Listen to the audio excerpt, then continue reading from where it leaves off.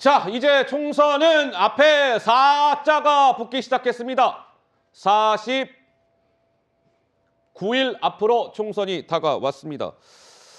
자, 먼저 민주당 상황을 쭉 짚어드릴게요. 이제 민주당도 이제 공천이 진행이 되면서 당시는 조금 어려울 것 같아 라는 이른바 이제 현역 의원들에 대한 평가가 있었고, 뭐 하위 10%, 20%에 들었다. 이게 이제 그 당사자 의원들에게 개별 통보가 되고 있습니다. 그런데 이 통보를 받고 있는 의원들의 공통점이라고 한다면 소위 친명계가 아니라 비명계 의원들에게 집중이 되면서 이렇게 저렇게 논란이 일고 있어요. 어제 박용진 의원에 이어서 이 의원도 제가 하위 10%에 들었습니다. 이런 통보를 받았습니다. 셀프 고백을 했습니다. 들어보시죠. 현근택이 사라지니 이수진이 보내고 여의치 않으니 더 유리한 조건의 다른 후보를 또 꽂아서 기어이 윤영찬을 쓰러뜨리려 합니다. 참 지독하고 잔인합니다.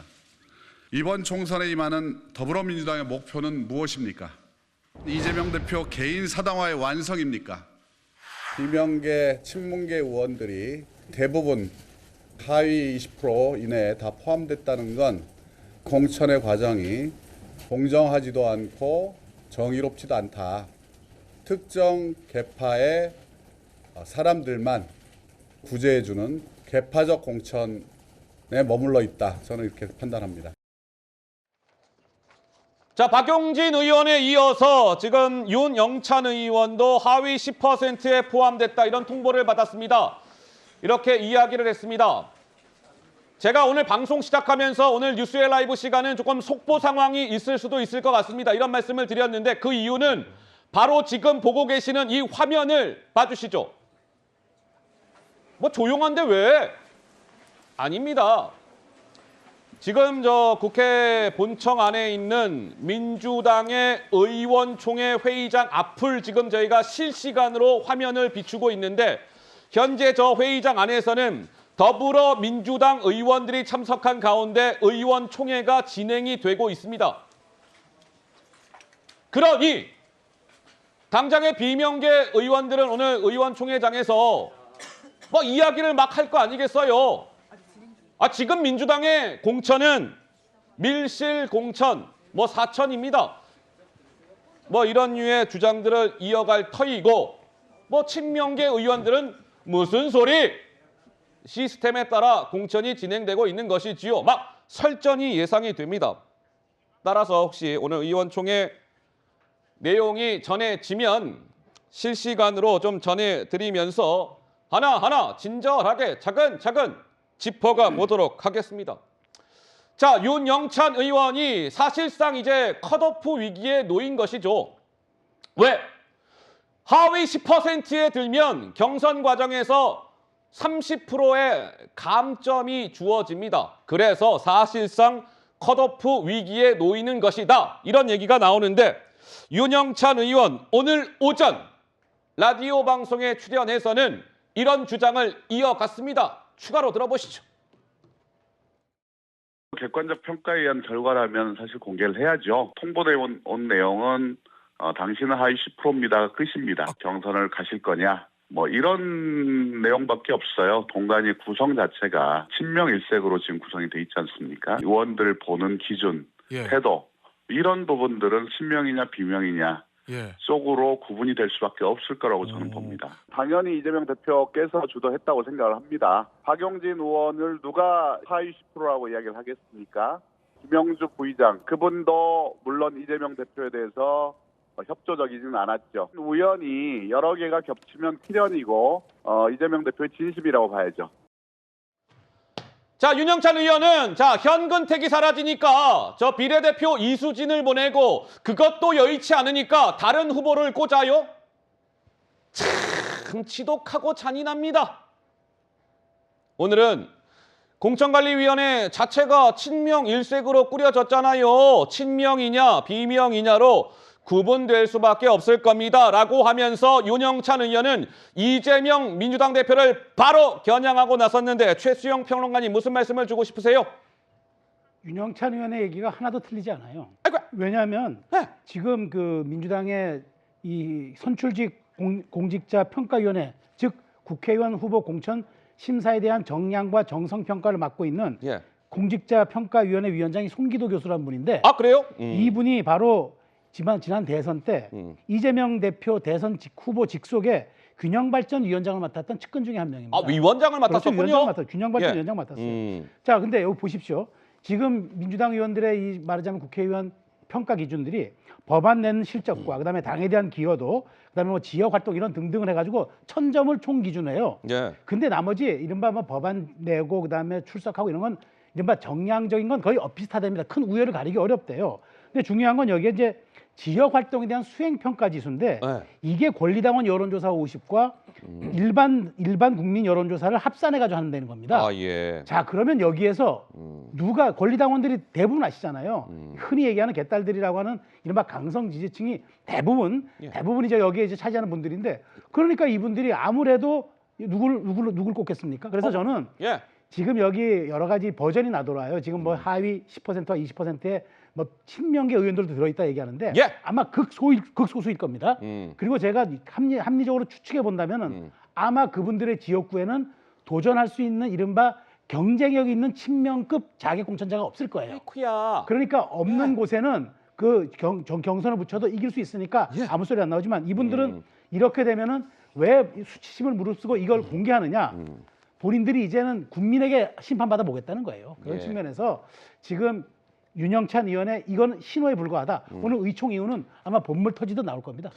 자, 오늘 저 더불어민주당 의원총회장이 비공개로 진행이 되고 있기 때문에 저희 언론사의 카메라가 입장할 수는 없으나 아마 저 내부가 굉장히 시끌시끌할 겁니다. 그리고 뭐 어떤 식으로든 의원총회에서 있었던 이야기들이 전해질 거예요. 그러면 또 뉴스웰 라이브 시간에 빠뜨리지 않고 말씀을 드리도록 할게요. 먼저 어제 민주당의 박용진 의원 서울 강북을이 현역이죠. 지금 지역구가 그곳이고 박용진 의원은 재선 의원인데 어제 박용진 의원도 내가 하위 10%에 들었습니다. 라고 통보를 받았습니다. 셀프 고백을 했습니다. 그런데 박용진 의원 이야기를 들려드릴 겁니다. 이런 단어들이 등장합니다. 모욕, 치욕, 굴욕. 들어보시죠. 저는 단 한 번도 권력에 줄서지 않았고 계파 정치, 패거리 정치에 몸담지 않았습니다. 그래서 아시는 것처럼 많은 고초를 겪었습니다. 이 모욕적인 일도 그 연장선상에 있습니다. 오늘 제가 이 치욕을 국민 여러분께 공개하는 이유는 이 굴욕적인 일을 통해서 민주당이 지금 어떤 심각한 위기에 놓여 있는가를 분명하게 드러내고 많은 분들이 경각심을 가지시기를 바라기 때문입니다. 민주당을 다시 복원하겠다는 정풍운동의 각오로 오늘의 이 과하지욕을 견디겠습니다. 자, 박용진 의원의 이야기를 듣고 왔습니다. 그런데 이 박용진 의원은 뭐 비명계 의원이다. 이건 뭐 이제 익히 알려져 있는 사실이고 잠깐만. 그러고 보니 이재명 민주당 대표와 이 박용진 의원은 여러 가지 큰 일에서 이렇게 경쟁자, 이 라이벌 상대였던 바가 있었습니다. 이렇게요. 확인해 보시죠. 우리 이재명 후보님은 그전에는 그렇게 자신감을 쳤는데 지금 김 빠진 사이다가 아니냐 이런 우려가 듭니다. 어저께 기본주택 관련해서 시범단지가 있다고 그러셨죠? 네. 어디죠? 정확한 위치는 제가 모르겠습니다. 다- 본인이 찾아보시죠. 하고 계신 분이 알려주셔야죠. 저도 알아봐야 되니까요. 80조 조항이 야당 탄압의 루트가 될 수 있다고 했었던 이재명 후보의 의견이 궁금한데요. 굳이 묻는다면 좀 과하다라고 생각했지만 또 통합이라고 하는 측면에서 굳이 싸워가면서까지 이렇게 강행할 필요가 있겠냐. 야당 탄압의 루트가 될 수 있기 때문에 개정안에 찬성한다고 말씀을 하셨고 네. 정청래 후보나 박찬대 후보 같은 경우 개정해야 된다고 강력히 얘기했고 또 우리를 지키는 건 당원이 우리를 지키는 게 아니라고 생각합니다. 정치적 자충수가 되고 있다라고 하는 제 지적과 비판이 매우 중요했었다고 저는 생각을 하고요. 또 다른 내로남불, 또 다른 사당화 논란 이런 것들이 벌어져서 네, 여러 차례 이재명 대표와 박용진 의원은 뭐 큰 선거 이런 데서 이제 부딪혔던 바가 있었습니다. 그런데 시청자 여러분들 혹시 이런 포인트가 궁금하지 않으셨습니까? 보통은 원래 이렇게 당으로부터 하위권에 들었다라는 통보를 받으면 원래 이렇게 보통은 하는 경우가 많아요. 왜? 그 좋은 일도 아닌데 뭐 외부에 뭐 알리는 게 뭐가 그게 좋겠습니까? 그런데 이번에는 보시면 박용진 의원도 그렇고 윤영찬 의원도 그렇고 누가 물어보지 않았는데 스스로 기자회견을 열어서 알리고 있습니다. 왜 그럴까요? 지금 그래픽 한번 봐주세요. 하위 20% 의원들이 지금 원래는 그동안에는 이 보좌진에게도 숨기고 쉬쉬해왔는데 이번에는 이례적으로 스스로 커밍아웃을 하고 있어요. 그만큼 민주당의 공천의 공정성, 신뢰도가 바닥을 탁 쳤다. 뭐 이런 얘기가 나오는데 우리 성취훈 부의장께서는 무슨 말씀을 주실까요? 예, 뭐 저는 비명계 의원들에 대해서 뭐 의도적으로 뭐 왜곡하고 조작한 결과가 있을 거라고는 뭐 상상하고 싶지 않습니다. 근데 공교롭게도 이재명 대표가 좀 대척점에 있던 비명계 의원들이 이렇게 뭐 윤영찬 의원, 뭐 이렇게 박용진 의원 이런 분들이 하위 10%에 들게 된 건데요. 근데 제가 말씀드리고 싶은 거는 이제 오비락도 3번이면 다들 까마귀가 잘못했다고 생각할 것 같아요. 그렇기 때문에 국민들이 사실보다 중요한 건 국민들이 어떻게 인식하냐입니다. 이 정도로 누적이 됐다고 봅니다. 왜냐하면 적격 부적격 심사에서도 뭔가 비명계에 대한 뭐 좀 불공정함이 있지 않았냐라는 얘기가 있었고 또 그 비명계 의원 도전 그 지역구에 도전하는 그 탈당 전력이 있는 분들에 대한 원래 감점이 원칙입니다. 근데 감점 요인도 갑자기 삭제가 됐습니다. 예. 그리고 또 그 지금 지역 비명계 의원들의 현역인 곳에 여론조사가 현역 의원들을 빼고 돌고 있다. 이런 것들이 다 누적됐기 때문에 아무리 사실이 정말 정량적 평가, 정성적 평가 제대로 공정하게 이루어졌다 하더라도 공교롭게 이런 것들이 누적됐다면 저는 국민들이 어떻게 인식할까라는 이거를 설득력 있게 우리가 말하지 못한다면 민주당의 공천에 대해서 국민들께서 동의를 안 해주시던 저 당사자들뿐만 아니라 민주당에서 중요한 거는 국민들을 설득하는 거거든요. 국민 설득. 예, 국민들에게 이게 공정했습니다라는 걸 설득해야 되는데 지금 말씀드린 것처럼 뭔가 불공정해 보일 수 있는 것들이 공교롭게 계속 누적됐기 때문에 국민들이 보시기에는 좀 부족할 수 있다. 그렇기 때문에 저는 모르겠습니다. 저도 뭐 학교에서 학생들에게 이 성적 평가를 한 적이 있는데 항상 저는 주관식을 내거든요. 그러니까 객관식은 내는 게 편하다 이런 얘기를 많이 들었지만 주관식을 내고도 성적 2가 들어오면 제가 세세하게 성적을 어떻게 냈는지 그 기준표를 보여주고 하면 그러면 학생들을 설득할 수 있었거든요. 지금 당에서 그 과정을 해야 됩니다. 지금 제2 신청을 했다고 하니까 그 과정을 통해서 당사자들 설득을 당에서 좀 적극적으로 해야 된다고 생각합니다. 자, 뭐 이유는 잘 모르겠으나 어쨌든 지금 이렇게 하위권에 들었다라는 통보가 되고 있는 의원들 가운데 언론 보도를 통해서 아직까지 친명계의 어떤 의원이 하위권에 들었습니다라는 보도는 아직까지는 나오고 있다? No. 나오지 않고 있어요. 뭐 지켜봐야 되겠지만요.